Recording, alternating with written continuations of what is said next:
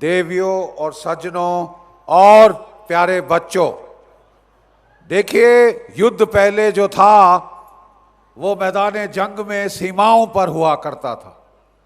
वही युद्ध आज हमारा दिल्ली की यूनिवर्सिटी, जाधवपुर की यूनिवर्सिटी और हैदराबाद की यूनिवर्सिटी में आ चुका है।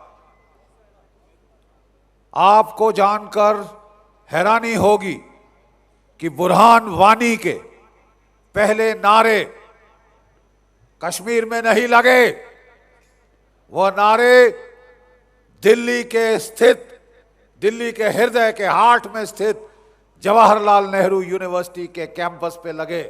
किस प्रकार के नारे, मैं बताता हूं। बुरहान वानी के नारे, ये नारे लगे कि अफजल हम शर्मिंदा हैं, तेरे कातिल जिंदा है। और कौन है साहब अफजल के कातिल? वो सुप्रीम कोर्ट के जज जिन्होंने अफजल गुरु को हमारे देश की पार्लियामेंट के ऊपर हमला करने के लिए सजाए मौत सुनाई, मौत की सजा सुनाई। उसको आप कह रहे हैं कि साहब हम शर्मिंदा हैं, हमने अभी तक इनको जान से नहीं मारा। और जब इनके खिलाफ कार्रवाई हुई तो इन्होंने कोर्ट में जाकर बोला, साहब हमने तो, वो जब इनके ऊपर सेडिशन का चार्ज लगाया गया तो इनके जो चाहने वाले, उन्होंने जाके लंबी लंबी दलीलें दी, साहब ये सेडिशन थोड़ी ना थी, इसमें हमने कोई मारने की धमकी थोड़ी ना दी।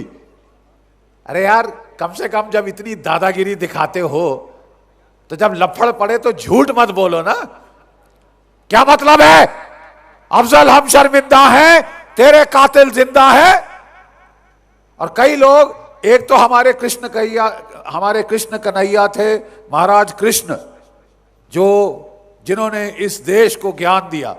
लेकिन आजकल एक और कृष्ण कन्हैया पैदा हो गए और वो जेएनयू की यूनिवर्सिटी में रहते और आए दिन भारत की बर्बादी तक जंग रहेगी, भारत तेरे टुकड़े टुकड़े होंगे। अबे तेरे टुकड़े तो हम करेंगे, तेरे टुकड़े हम करेंगे। ऐसे थोड़ी ना होता है। और अजीब एक माहौल फैलाया जा रहा है इस देश में कि हमारी सुप्रीम कोर्ट को, हमारे जो सबसे उच्चतम न्यायालय है, उसे यह कहना पड़ा कि राष्ट्रगान हर मूवी के पहले चलाया जाएगा जहां भारतीयों का समूह इकट्ठा होता है और आप खड़े होकर उसे इज्जत देंगे। उसके बाद क्या आपने टाइम्स ऑफ इंडिया खोल के पढ़ा? क्या आपने इंडियन एक्सप्रेस या हिंदुस्तान टाइम्स के आर्टिकल्स खोल के पढ़े?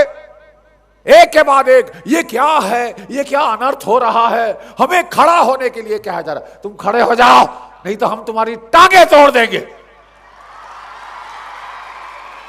इस देश में रहते हो, हमारे देश का खाते हो और आपको हमारे झंडे के लिए, हमारे राष्ट्रगीत के लिए खड़ा होने में तकलीफ होती है, तो आप कृपया पासपोर्ट लीजिए अपना और जहन्नुम में जाइए। Go to hell for all that I care. लेकिन कहना यह है, चिंता का विषय यह है बच्चों, और आपसे ये बातें कड़वी कठोर इसलिए करनी पड़ रही हैं कि हमारे देश में एक ऐसा माहौल पैदा किया जा रहा है कि कल इसे तोड़ने की कोशिश की जाए। हम लोग बहुत भोले हैं। मैं आपको एक कटु सत्य आज बताऊं। आप जानते हैं सीरिया का क्या हाल है आज? गृह युद्ध चल रहा है, वहां पे सिविल वॉर हो रही है। 3.5 लाख से ज्यादा लोग मारे जा चुके हैं उस युद्ध में। और वो युद्ध कहां शुरू हुआ, आप जानना चाहते हैं? दमास्कस और अलेप्पो की यूनिवर्सिटीज में। कोई घंटी खड़की? यह लड़ाई आपकी यूनिवर्सिटीज और स्कूलों में शुरू करी गई, इसी तरह की अराजकता की बातचीत करके, इसी तरह देश के खिलाफ बातचीत करके। देश की बेइज्जती करो, ये सीखो, खड़े मत हो अगर राष्ट्रगान होता है। इस प्रकार का जहर आपके स्कूली बच्चों के दिमाग में, कॉलेज के बच्चों के दिमाग में ये जहर फैलाया गया। पैसे डाले गए, खरीद लिए गए स्टूडेंट यूनियन लीडर, मीडिया के तबके, बड़े बड़े बातें करने वाले जो टीवी पे आके जाती हैं, सुश्री अरुंधति रॉय, बरखा दत्त जैसी हमारी महानुभाव, जो हमारे देश के खिलाफ आए दिन ये लोग जहर उगलते हैं। कश्मीर में इनका दिल रोता है, और जो हमारे जवान मर गए, एक आंसू बहाया आपने? आपके आंसू केवल झरझर बहते हैं जब टेररिस्ट मरते हैं, जब ये अजमल कासब जैसा कोई कसाई मारा जाता है। हाय साहब, उसको बिरयानी नहीं खिलाई। अरे तुम्हारे बाप की जेल है कि उसको बिरयानी खिलाना हमारा काम है?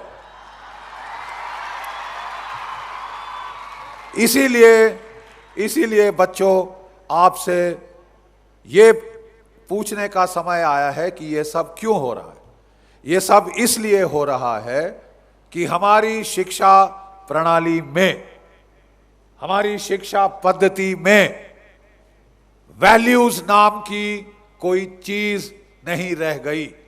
आप सीबीएसई का पूरा सिलेबस देख लीजिए, आईसीएसई का सिलेबस देख लीजिए, और मुझे बताइए कि वैल्यूज नाम की एक भी चीज उसमें हो।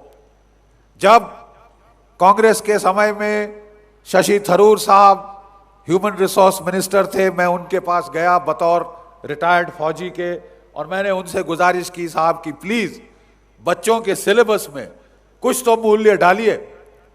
बोले बख्शी साहब, बात ऐसी है कि वो तो मैं भी आपसे सहमत हूं, लेकिन हम एक सेक्युलर देश है, हम किसी धर्म की बात नहीं कर सकते, और ये सारे मूल्य ये धर्मों के साथ जुड़े हैं। मैंने कहा साहब, मैं आपको 4 मूल्य बताऊं जो हर धर्म को लागू है। हम फौजियों के 4 मूल्य, 4 वैल्यूज, मेरे जैसे यहां वाइस एडमिरल चौहान साहब बैठे हैं, हमारे डीआईजी साहब बैठे हैं सीआईएसएफ के, हम वर्दी वालों के 4 मूल्य मैं आपको बताऊं। सबसे पहला मूल्य, और इसको याद रखने के, क्योंकि आप लोगों ने नोटबुक्स खोल रखी हैं, आज इसको लिखिए। आपने सीसीटीवी कैमरे देखे हैं बच्चों? देखे हैं? गुड, इसका मतलब जाग रहे हैं। हमारी बेटियां सो गई लगता। देखे हैं? गुड, अच्छा, okay. Now CCTV camera, CCT अगर आप याद रखें सीसीटीवी, तो आप ये मूल्यों का ये जो कीवर्ड है वो याद कर सकते हैं। हम सिपाहियों के लिए हमारा सबसे पहला मूल है, सी से शुरू होता है, कंट्री, मेरा देश। मेरा सबसे बड़ा मूल्य मेरा देश है। इस देश के लिए एक नहीं, हजारों सिपाही, अफसर, जेसीओ जवान शहीद हो चुके हैं। कोई भी वर्दी डाली हो, उन्होंने शहादत दी है, कुर्बानी दी है इस देश के लिए। इस देश से बड़ा कोई मूल्य मेरे लिए नहीं है, हमारे सिपाहियों के लिए नहीं है। There is no higher value then my country. अगर आप इंडियन मिलिट्री एकेडमी जाएं, वहां चेटवुड का हॉल है, और वहां सुनहरे अक्षरों में एक मोटो लिखी हुई है, the honour, safety and welfare of your country comes first, always and every time. आपके देश का सम्मान, उसकी सुरक्षा, उसकी भलाई हमेशा सर्वप्रथम आते हैं, हमेशा, always and every time. The safety, the honor, safety and comfort of the men you command comes next. उसके बाद आते हैं, ये अफसरों के लिए आदेश है, उसके बाद आते हैं आपके जवानों का इज्जत, उसकी सेफ्टी और सिक्योरिटी, उसका welfare. Your own ease, comfort and safety comes last, always and every time. आपका अपना निजी इज्जत, स्वार्थ, ऑनर, सब कुछ इनके बाद आता है। सबसे पहले आपका देश, नंबर 2 पे आपके जवान और नंबर 3 पे आप खुद। नंबर 3 पे आप खुद। हमारे देश में प्रॉब्लम यह हो रही है, और सीवीसी साहब यहां थे पिछले 2-3 दिन। भ्रष्टाचार, ये सब, इस सब की जड़ क्या है? आई, मी, माई सेल्फ। मैं और मैं और मैं कितना खाऊं, मैं कितना लूटूं, कितना खसोटूं, कैसे मैं मर्सिडीज कार में चलूं, कैसे मैं बंगला बनाऊं, फिर दूसरा बंगला बनाऊं, फिर बेनामी करके और बंगले बनाऊं। यही सब रह गया है, आई, मी, माई सेल्फ। और हम इसमें कहां गया? मैं और मैं करता है बकरे का मेमना, इसीलिए उसका सिर काट के देवी को चढ़ा दिया जाता है। तो सबसे पहले हमको अपने मैं से हटकर हम पे आना है। हम, जो एनसीसी में कितने बच्चे हैं? हाथ खड़ा करो, बच्चे बच्चियां, बस इतने ही एनसीसी में है। Not to worry. एनसीसी का गाना क्या है? हम सब भारतीय हैं, हम सब भारतीय हैं, और कुछ भी बाद में, सर्वप्रथम हम लोग भारतीय हैं। और अगर आप ये चीज देखना चाहते हैं तो आप भारत की सशस्त्र सेनाओं में आइए, वहां हम आपको दिखाएंगे भारतीयता का मतलब क्या होता है। भारतीयता का मतलब क्या होता है? एक अमेरिकन कॉरेस्पॉन्डेंट ने कहा था, the only thing Indian about India is the Indian army. And I would like to include, before I get checked by Chauhan, the Indian navy and the Indian air force. Indian first and last, Indian. Why should you not be proud of being an Indian? क्यों फख्र नहीं है? क्यों छाती चौड़ी नहीं होती भारतवर्ष का नाम सुनकर? क्यों शर्म आती है? अगर राष्ट्रगान हो रहा आपको खड़े होने में तकलीफ होती है? ये देखिए, यही जो है, तभी इन मूल्यों की बात करने की जरूरत आज आन पड़ी है कि हमारे स्कूलों में मूल्य सिखाए जाएं। और इनका धर्म से कुछ लेना देना, किसी धर्म विशेष से कुछ लेना देना नहीं है। इनका जो है, इनका जो पूर्ण आधार है वो देशभक्ति के ऊपर आता है। देखो बेटा, जापान के अंदर बहुत देशभक्ति है। वो बच्चों को स्कूल में सिखाते हैं कि जापान से सुंदर, जापान से अच्छा कोई देश नहीं है। जो माउंट फुजियामा है वो सबसे सुंदर पीक है दुनिया की। हमारे यहाँ पे चेरी ब्लॉसम्स होते हैं, वो सबसे सुंदर फूल है। ठीक है, जापान से अच्छा कोई देश नहीं है। और उनमें राष्ट्रीयता, देशभक्ति की भावना कूट कूट कर भरी हुई है। और यहां तक द्वितीय महायुद्ध में जब अमेरिकी फौजें, जब अमेरिका की नौसेना जापान की नौसेना पर हावी हो रही थी, क्योंकि उनकी इंडस्ट्रियल कैपेसिटी बहुत ज्यादा थी, वो हजारों की तादाद में हवाई जहाज और जहाज बना रहे थे। जितने वो डुबोते थे उससे 10 वो और ले आते थे। जापान हारना शुरू हो गया। उस वक्त जापान ने अपने अफसरों से पूछा, अपने सिपाहियों से पूछा, कौन जापान के लिए अपनी जान देगा? वॉलंटियर हमको चाहिए, कामाकाजी पायलट्स। आपने ये शब्द सुना है? Kamikaze, suicide pilots of the divine wind. वो पायलट्स जब बोला कि साहब कल आप मरने के लिए जाएंगे, आपको आखिरी मिशन करनी है अपनी, कितने आप में से हाथ खड़ा करेंगे? कितने आप में से हाथ खड़ा करेंगे?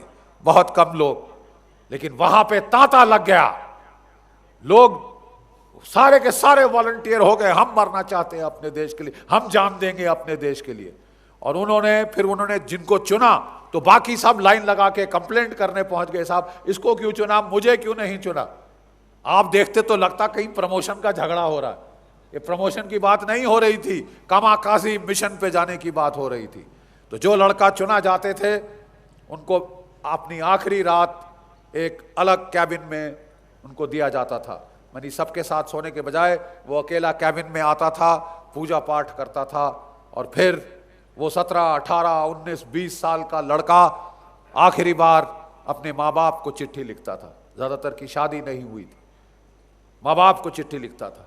ये चिट्ठियां, ये आखिरी चिट्ठियां एक बेटे की जो कल शहीद होने जा रहा है, कफन बांध लिया है सर पे, क्या लिखता होगा अपने माँ बाप को? आपको कल बोला जाए आपका आखिरी दिन है, क्या लिखेंगे आप अपने माँ बाप को? तो कई लड़के लिखते थे बड़े प्रैक्टिकल, पिताजी मेरी बैंक का अकाउंट नंबर ये है, मेरी तनख्वाह का पैसा उसमें आ जाएगा, मेरी फिक्र मत करना। किसी ने बोला डियर फादर, मैंने सारी जिंदगी आपको डियर फादर नहीं कहा, आज कहने का मन कर रहा है, क्योंकि कल मैं नहीं होगा। Thank you. इस तरह की चिट्ठियां आप पढ़ें तो आपकी आंखें गीली हुई बगैर नहीं रह सकती। आखिरी चिट्ठियां, ये पूरी चिट्ठियां हैं। Pilots of the divine wind किताब है कामाकाजी पायलट्स के बारे में। और अगले सवेरे वो लड़का निकलता था अपनी वर्दी अच्छी डाल के, और टोपी नहीं डालता था, टोपी के बदले एक स्कार्फ डालता था सिल्क का, सफेद रंग का। आपको याद है हमारे देश में कौन से रंग की पगड़ी डाली जाती है? आखिरी लड़ाई के पहले केसरिया रंग की पगड़ी राजपूत डाला करते थे, वैसे वो पगड़ी बांध के निकलता था बाहर। और सारे के सारे शिप, पूरा एयरक्राफ्ट कैरियर के एडमिरल से लेकर आखिरी जो सेलर था वो वहां खड़ा होता था और वो उसको सलाम करते थे। वो अपने फाइटर में बैठता था, जीरो फाइटर में बैठता था और अपना जहाज ले जाता था उड़ा के गड़गड़ाता हुआ। जहां दुश्मन के जहाजी बेड़ा उसको दिखता था वो ढूंढता था कि सबसे बड़ा जहाज कौन सा है, एयरक्राफ्ट कैरियर कहां है। और यहां तक कि अमेरिकन इतना डर गए थे कि जो छोटे छोटे जहाजों पे थे उन्होंने अपने जहाजों पे एक सफेद एरो पेंट की थी, कैरियर्स दैट वे, भैया हमको छोड़ो, वो कैरियर वहां है, वहां जाके मार। और वो जब कैरियर के ऊपर जाता था, ठीक ऊपर आके वो अपनी जॉयस्टिक आगे करता था। आप समझते हैं क्या? इस तरह अपने जहाज को ऐसे करके सीधा वो जाके अपने आप को जहाज के ठीक बीचों बीच क्रैश करता था, ठीक बीच, जहां इंजन हो, जहां तेल हो, जहां बम झपे हो और धमाका हो जोर का। और जब वो आखिरी बार जा रहा होता था इस तरह अपनी आखिरी डाइव में, और पता वो अपने हाथ से रोक के ऐसे रखनी पड़ती है। आप समझना चाहते हैं क्या मतलब? आप कार में बैठिए और जरा कार को 110 किलोमीटर की स्पीड पे जरा दीवार में मार के दिखाइए, दीवार में मार के दिखाइए। ये बहादुरी इसको कहते हैं। सीधा इस तरह किया और जब वो जा रहा होता था इस तरह फाइनल, तो पता वो क्या बोलता था? बंजाई। समझे क्या मतलब है बंजाई का? नहीं नहीं, कोई बच्चा बताए, कोई बिटिया बताए हमको। आप घबरा रही है लगता है। नहीं, बंजाई का मतलब क्या है जानते हैं? बंजाई जापानी शब्द है, इसका मतलब है हमेशा मैं मर जाऊं, मेरे जैसे हजारों मर जाएं, लेकिन मेरा देश हजारों हजारों साल रहेगा, इसलिए मैं जा रहा हूं कि मेरा देश बरकरार रहे। हम रहे ना रहे, हम रहे ना रहे, तू रहेगी सदा। समझ गया ना? मेरी मां रहेगी सदा, ये उसका आशय होता था। और उसकी आखिरी जो वो डाइव थी वो एक बड़े धमाके में होती थी। एक जापानी पायलट मर जाता था, लेकिन अपने साथ कोई 3-4 हजार अमेरिकी सैनिक और उनके जहाज और उनके एयरक्राफ्ट को लेकर डुबो देता था। आप समझते हैं देशभक्ति क्या होती है? मैं उम्मीद नहीं करता कि यहां सारे जो बच्चे बैठे हुए हैं वो सेना में जाएं, लेकिन आप चाहे डॉक्टर बने, चाहे आप इंजीनियर बने, चाहे आप आईटी के स्पेशलिस्ट बने, आप कुछ भी बने, आप भारत के नागरिक हैं और आपको भारत के प्रति निष्ठा, भारत के प्रति देशभक्ति होना अनिवार्य है। और अगर आप नहीं कर सकते तो किसने बुलाया तुमको यहां? तशरीफ का टोकरा लीजिए और दफा हो जाइए। चाहे पाकिस्तान जाना है पाकिस्तान जाइए, चाहे आपको चीन जाना है चीन जाइए, हमारा पल्ला झाड़ दीजिए। हमें नहीं चाहिए आप जैसे लोग जो कि अपने देश के नेशनल एंथम के लिए खड़े नहीं हो सकते, जो कि अपने देश के तिरंगे के लिए, जिसमें हमारे शहीद सिपाही लिपट कर आते हैं, आपको उसके लिए खड़े होने में तकलीफ होती है। मैं बेटा आपको बताना चाहता हूं कि देशभक्ति ना केवल सिपाहियों के लिए जरूरी है, हर एक भारतीय नागरिक के लिए जरूरी है। और मैं छोटी सी बच्चों आपको आज एक कहानी सुनाऊंगा। कहानी सुनना चाहते हैं? गुड। हमारी बेटियां सुनना चाहती हैं? That's nice. ओके, तो सुनिए कहानी। यह है एक स्वामी रामकृष्ण परमहंस नहीं, रामतीर्थ हुआ करते थे, स्वामी रामतीर्थ। वो जापान गए, वहां पे जो है वेदांत पे भाषण देने के लिए। और वहां उनको एक दिन होन्शु से होकाकाइडू के द्वीप जाना था। रात को वो बड़ी लेट आए, तो जब वो पहुंचे अपने मेस में या जहां खाना दिया जाता है, बोले साहब खाना तो खत्म हो गया, आप तो लेट आए हैं। जापान में लोग वक्त के बहुत पाबंद है, 1 मिनट ऊपर नीचे नहीं होता साहब। तो बेचारे भूखे पेट सो गए। सुबह उठ के जल्दी दौड़े वो 6 बजे वहां अभी मेस में। बोले साहब अभी तो डाइनिंग हॉल खुला नहीं है साहब। बोले कितने बजे? बोले 7 बजे खुलेगा साहब। बोले साहब 6:30 बजे तो मेरी किश्ती है। तो वो बोले नहीं साहब, वेरी सॉली कर दिया। तो वो बेचारे वहां से खुंदक में गए। जब वो गए तो बोले जल्दी करिए, आपकी जो है वो बोट जा रही है। तो उन्होंने जल्दी से टिकट काउंटर पहुंचे। तो वो बोला जापानीज, कितने की टिकट चाहिए? How much, what ticket you want? 1 yen, 150 येन। तो बेचारे स्वामी जी असमंजस में पड़ गए। बाहर देश में जाके लोग पैसा बचाते हैं। तो बोले सीट में कोई फर्क? बोले नहीं। तो बोले 1 येन की दे दीजिए। बोले यस, 1 येन की टिकट ली। वो बैठे और वो किश्ती चालू हो गई। ठीक है साहब, वो किश्ती चालू हो गई और चलते चलते दोपहर हो गई। अब स्वामी जी ने देखो रात का खाना नहीं खाया, उन्होंने सुबह का ब्रेकफास्ट नहीं खाया है, और अब दोपहर हो गई। तो क्या हुआ साहब, उन्होंने लंच सर्व करना शुरू किया। गरम गरम ट्रे में भाप निकलती हुई है, खाना सबको दिया। उनके जो पिछले लाइन थी उसको दिया, उनके जो दाएं थे उनको दिया, उनके जो बाएं थे उनको दिया, फिर अगली लाइन चले गए। और स्वामी जी बेचारे देखते रह गए कि अब मेरी ट्रे आएगी, अब मेरी तरफ ट्रे आएगी, लेकिन उनको नहीं दी। और सारी किश्ती में जो बैठे थे उनको दे दी। तो स्वामी जी ने जब परेशान हो गए कि शायद मेरे को भूल गया है, तो बोले वेटर वेटर कम हियर। बोले यस। बोले कि where is my lunch, where is my tray, what ticket you buy? कौन सा टिकट आपने खरीदा? 1 yen, 150 yen. He says 1 yen. He says sorry, no lunch with 1 yen, lunch only with 150, thank you, और करके वो चला गया। अब स्वामी जी को बेचारे देखो इतने अच्छे संयम वाले थे, लेकिन जिसको भूख लगी हो, कहते हैं ना हंगर लीड्स टू एंगर, तो उनको गुस्सा आया और उन्होंने बोला अरे मेरे को सपना आना था यार कि तेरे वहां पे तुम्हारे यहाँ 150 येन में लंच भी साथ में है, आपने कोई बोर्ड लगाया क्या? मेरे को सपना आना था क्या? अब कैसे लोग हो यार, वाहियात लोग हो। What a funny country is Japan. और कह के वो बड़े गुस्से में बैठ के कोड़ के ऐसे करके बेचारे बैठ गए कि चलो आज उपवास करना पड़ेगा। उनकी पीठ पे किसी ने ऐसे टैप टैप टैप किया। उन्होंने पीछे मुड़ के देखा तो एक छोटा सा जापानी लड़का 13 या 14 साल की, रेशमी बाल ऑलमोस्ट माथे पे आए हुए, साधना कट जिसको बोलते थे, बड़े बड़े चश्मे लगाए हुए, मेरे जैसा लड़ाका उज्जड़ सिपाही नहीं, छोटा सा जापानी बालक 13 या 14 वर्ष का होगा। उसने चुपचाप से अपने लंच की ट्रे ली, इनके नाक के नीचे रखी स्वामी जी के, और बोला ईट, खाइए। क्या बोला? खाइए। अब स्वामी जी सक पका गए, बोलो no no thank you thank you thank you very much, ये तो आपका है, आपने पे किया है, thank you, very nice of you, kind of you.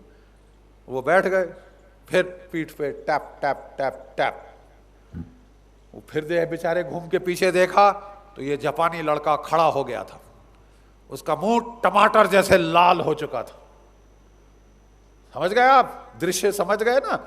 टमाटर जैसे बच्चों मुंह लाल हो गया उसका। और इस बार उसने ट्रे ली और स्वामी जी के नाक के नीचे रखी, बोला ईट। आप ईट और ईट का फर्क समझते हैं? चुपचाप स्वामी जी ने उससे ट्रे ले ली कि पता नहीं पागल है यार, कहीं हाथ पे चलाना ना शुरू कर दे। तो उन्होंने ले लिया, उन्होंने खाना भी शुरू कर दिया। बोला भाई लेकिन मेरे को एक चीज बता कि तू अपनी ट्रे मेरे को क्यों दे रहा है यार, मैंने आपसे मांगी थोड़ी ना। तो बोला ध्यान से सुनो क्या बोला वो बच्चा। बोला twice in the last 5 minutes, twice in the last 5 minutes you have said what a funny country is Japan. क्या वाहियात मुल्क है जापान। क्यों? क्योंकि तेरे को खाना नहीं मिला। अबे तुम मेरा खाना खा, लेकिन अपना मुंह बंद कर। एक शब्द मैंने और सुना जापान के बारे में साहब, तो आपके लिए ठीक नहीं होगा, आपके लिए ठीक नहीं होगा। बेटा, इसको देशभक्ति कहा जाता है। ये जज्बा है कि मेरा देश केवल मट्टी नहीं, वो मेरी मां है। अरे जब मैं पैदा हुआ था तो इसी की उपज हूं मैं, और जब मैं मरूंगा यही डाल दिया जाएगा, यही मेरा खून लाल करेगा इसको। अभी भी भगवती ऐसी मौत दे। रिटायर हो गए तो क्या? ये जज्बा है। My country is not a piece of land, it is an emotion for which I am prepared to kill or be killed. मैं मारने के लिए तैयार हूं, और मैं बता भी दूं 350 से ज्यादा नीचे गड़वा के आया हूं। मैं लड़ाई के मैदानों में गड़वा के आया हूं, और मौका मिला तो और भी गाड़ेंगे। अपने देश के दुश्मन चुन चुन कर गाड़ेंगे, और अगर हमें जाना पड़े तो इससे अच्छी क्या मौत हो सकती, इससे अच्छी क्या मौत हो सकती है जो कि आपके देश के बाद। यह है जज्बात, यह है जज्बा, ठीक है। और जब तक यह जज्बा आप में नहीं आता, आप इस देश को महानता की तरफ नहीं ले जा सकते। ये जज्बात आने बहुत जरूरी हैं। तो पहला सी क्या है बेटा वैल्यूज में? कंट्री। दूसरा सी है करेज, बहादुरी। जो डर गया, बोलो बच्चों, जो डर गया वो मर गया। मैं लड़ाई के मैदान में, हम कारगिल में जा रहे थे, खूब तोपें चल रही थी गड़ागड़। हमारे एक नए लेफ्टिनेंट साहब बेचारे, छोटे से, मूंछ भी नहीं आई थी, वो आए पलटन में, और देखा तोपें चल रही गड़ागड़, यहाँ पे दनादन रॉकेट चल रहे, एडी गन चल रही। तो थोड़ा तो होता है नर्वसनेस, हर किसी, स्वाभाविक। तो एक हमारे बड़े बुढ़े जेसीओ थे, वो उसकी तरफ उन्होंने मुंह किया, बोला साहब आप लड़ाई लड़े हुए हैं ना 65 में? बोले हाँ साहब। बोले साहब लड़ाई में बताओ क्या जिंदा रहने का टेक्निक क्या है? तो वो जो जेसीओ साहब थे, उन्होंने अपनी टोपी उतारी, सफेद बालों पे हाथ मारा, और साहब की तरफ देख के मुस्काए। फिर धीरे से उन्होंने बोला, साहब आप वॉलीबॉल खेलते हैं? आप वॉलीबॉल खेलते हैं बच्चों? कितने बच्चे वॉलीबॉल खेलते हैं? हाथ उठाओ। Yes, good good, you are with me. Volleyball में खड्डा क्या होता है? वॉलीबॉल में खड्डा क्या होता है बताओ, किसी को मालूम है? मैं बताता हूं। जब आपका मैच बिल्कुल गेम पॉइंट पे आ जाए और आपको आखिरी सर्विस देनी है जिसपे हार या जीत का फैसला मुनस्सर है, ठीक है, तो आप दुश्मन की टोली की तरफ देखिए, उनकी आंखों में आंखें डालिए। जो चेहरा सबसे डरा हुआ है, जिसकी सबसे ज्यादा हवाई उड़ी हुई है, आप उसको सर्विस दीजिए, वो जरूर ड्रॉप करेगा, वो जरूर ड्रॉप करेगा। उसको बोलते हैं खड्डा। गोली खड्डे की तरफ जाती है। और माफ कीजिए, मैं अपने जाति अनुभव से बोल रहा हूं। मैं कई बार गोली के नीचे आया हूं। मेजर मैं था पंजाब में, काउंटर टेररिस्ट ऑपरेशन 1985। आपको मालूम है 1984 में क्या अनर्थ हुआ था, ठीक है साहब। फिर मैं लेफ्टिनेंट कर्नल के तौर पे पलटन कमांड कर रहा था कारगिल क्षेत्र में, जहां पहला इंट्रूजन हुआ था जो पेपरों से छुपा दिया गया। मेरी पलटन के 6 जवान शहीद हुए, 21 मारे गए, 21 घायल हुए। 6 जवान शहीद, 21 घायल। और इन दोनों कमांडिंग ऑफिसर को खुद अंत्येष्टि क्रिया वहां करनी होती थी, हर जवान की, हर जो उसका साथी मरे खुद। तभी मेरे कोई 37-38 साल पे बाल सफेद हो गए थे, और तब से काला करने की जरूरत मैंने नहीं समझी। और मैं बता रहा हूं आपको कि उस वक्त हमने ये देखा, मैं फिर किश्तवाड़ में लड़ा, फिर रजौरी पुंछ में लड़ा। उस वक्त हमने ये देखा कि जो फौज में रोता डरता रोता पिटता आएगा, वो जरूर गोली खाता था। वो कहते साहब जी मैनू ACHM से मेरी बनती नहीं थी, उसने मेरी पोस्टिंग करा दी साहब। ये बोले तो हमारे पंजाबी में बोलते हैं रोंदा आया मरने दी खबर लेके जाएगा। जो रोता आता है लड़ाई के मैदान में वो बेचारा जरूर मरता है, लेकिन जो हंसता खेलता आता है, जो करते हुए बड़ी बड़ी शेलिंग से हमने उसको निकलते जाते देखा है, धड़ाधड़ तोपे फट रही, किसी की अंतड़ी बाहर आ रही, किसी की जीभ बाहर पड़ रही, किसी का सर फट गया, यहां से खून झर रहा है, और वहां आप निकलते जा रहे हैं ऐसे साहब, हे साईं मेरे नाथ मेरी डोरी तेरे हाथ। जब लड़ाई का मैदान होता है ना तो आदमी बोलता है अब तू ले चल भाई, इसके थ्रू तो नहीं निकलना उस तरफ। और जो हंसते खेलते जाते हैं वो हंसते खेलते आ जाते हैं, और जो नहीं, जो डर जाते हैं वो मर जाते हैं। बच्चियों, कल हमने देखा एक बड़ा सुंदर प्रदर्शन यहां पे, हमारी जो लेडीज थी सीआईएसएफ की, हमारी लड़कियों ने क्या जोश और शान से दिखाया। ये बेटा बहादुरी का लेक्चर मैं देखता हूं, जब मैं ये सारी बातें कर रहा होता हूं, हमारी बेटियां बेचारी चुप हो जाती है।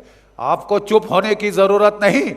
मैं एक चीज सुना दूं, बुंदेले हर बोलो के मुख हमने सुनी कहानी थी, बोलो खूब लड़ी मर्दानी वह तो, खूब लड़ी मर्दानी वह तो रानी थी। ठीक है, बूढ़े भारत में भी आई फिर से नई जवानी थी, खूब लड़ी मर्दानी वह तो झांसी वाली रानी थी। इस देश में परंपरा है, ना सिर्फ हमारे लड़के बहादुर रहे हैं, हमारी बेटियां भी तलवार लेके उतर चुकी है मैदान जंग में, और वो उन्होंने जो हासिल करके दिखाया है शायद ही किसी और ने यहां किया हो।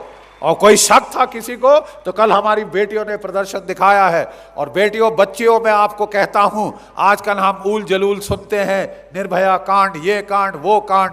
बेटा, तुम डर को तजो, डर तजो, सारे अनहोनी डर से होती है। आप डर को तज लीजिए।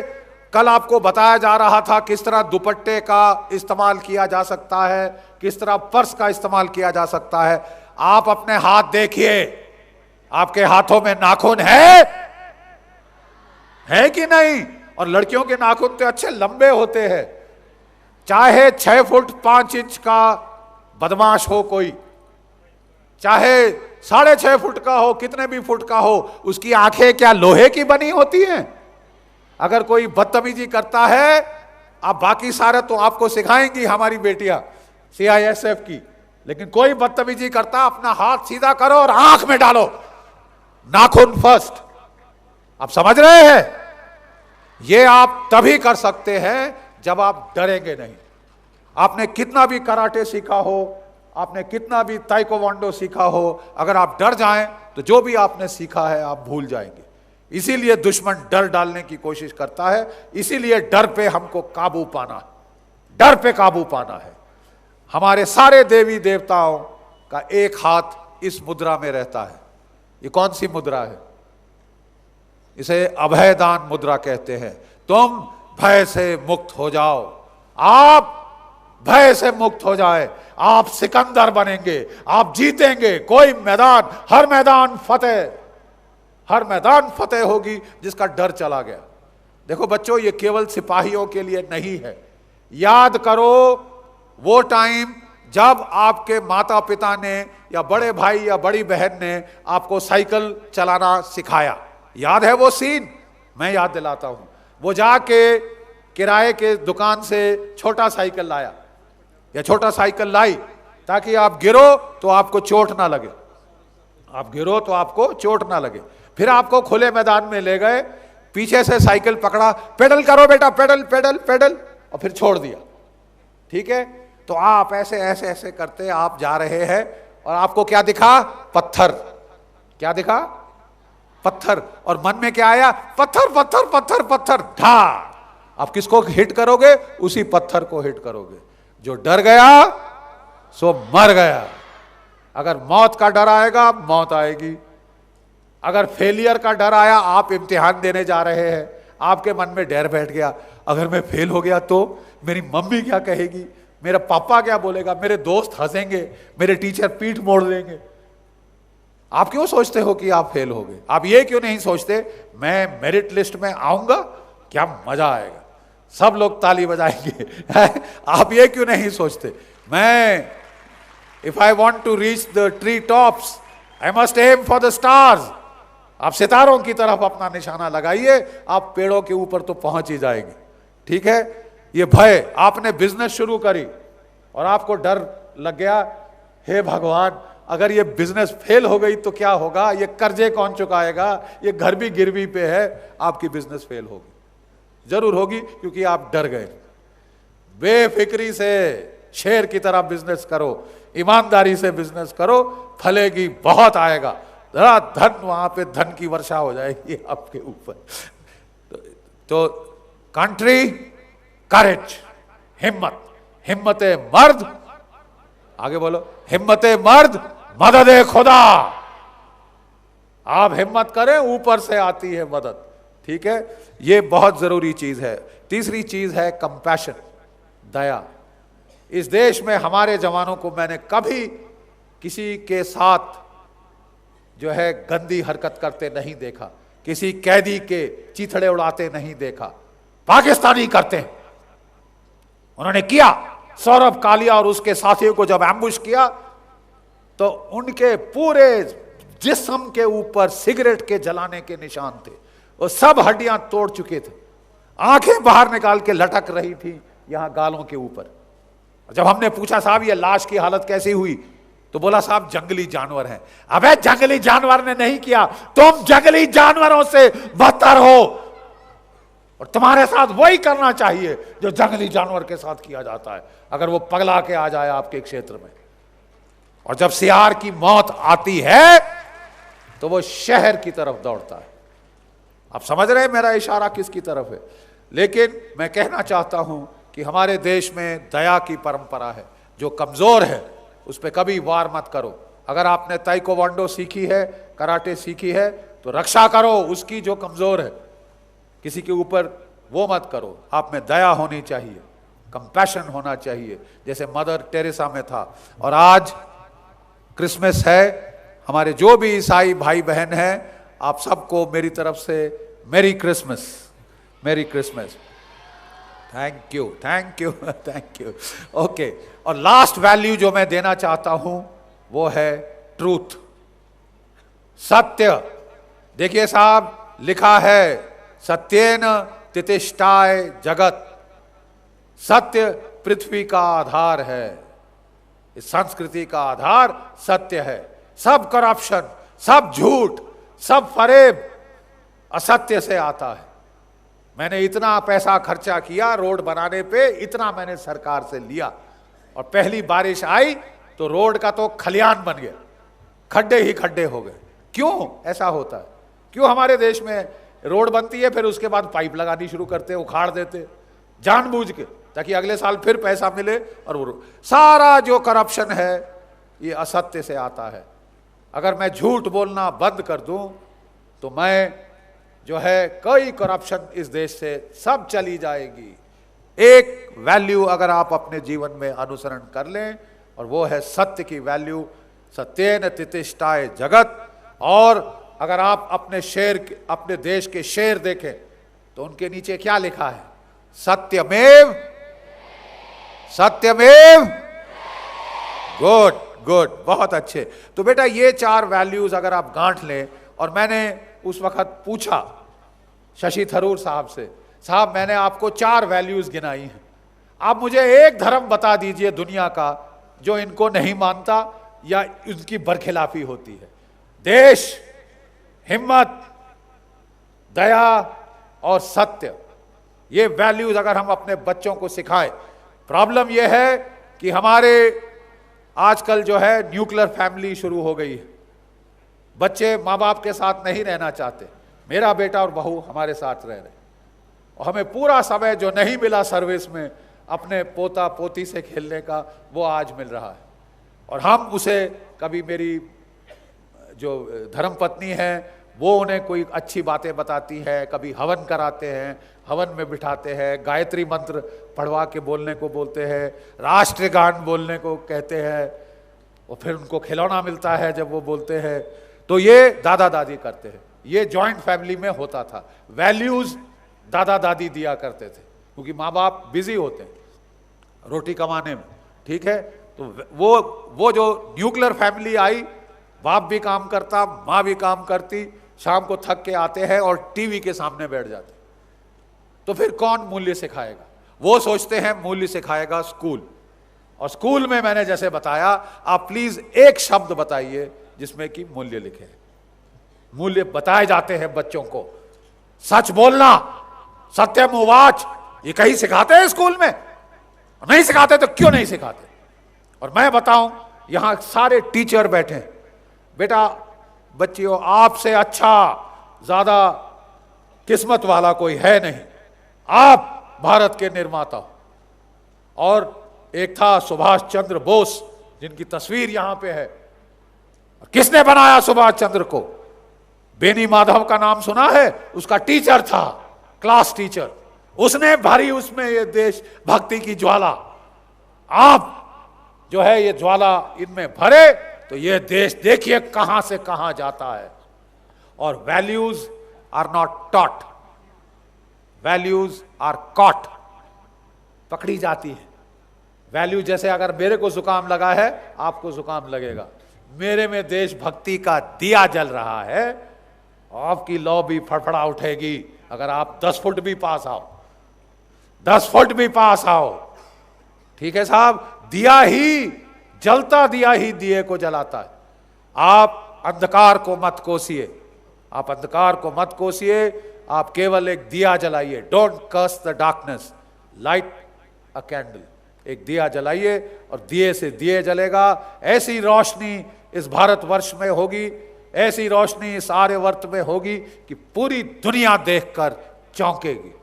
और ये होने वाला, ये जरूर होके रहेगा। और ये बच्चे जो यहां बैठे हैं ये करके दिखाएंगे। जैसे मैंने कल कहा था, हमने पाकिस्तान के, मैंने और चौहान साहब सफेद बालों वाले, हमने पाकिस्तान के 2 टुकड़े किए। और अगर पाकिस्तान फिर चुनौती देता है, मुझे पक्का यकीन है कि आप सबके सौजन्य से ये देश पलटवार करेगा। और पाकिस्तान जो बचा खुचा रह गया, मॉथ ईटन पाकिस्तान, उसके 4 टुकड़े करके दिखाएगा, 4 टुकड़े करके दिखाएगा। और अब आखिरी में मैं फिर इन्फेंट्री का सिपाही हूं और मेरे को बच्चों की भीड़ देखकर, बच्चों की फौज देखकर अपनी सेना याद आती है। बच्चों आप लोग तैयार हो? नहीं, आर यू रेडी? ओके, मेरे साथ बोलो जरा जोर से देश का नारा, मुट्ठी बनाकर।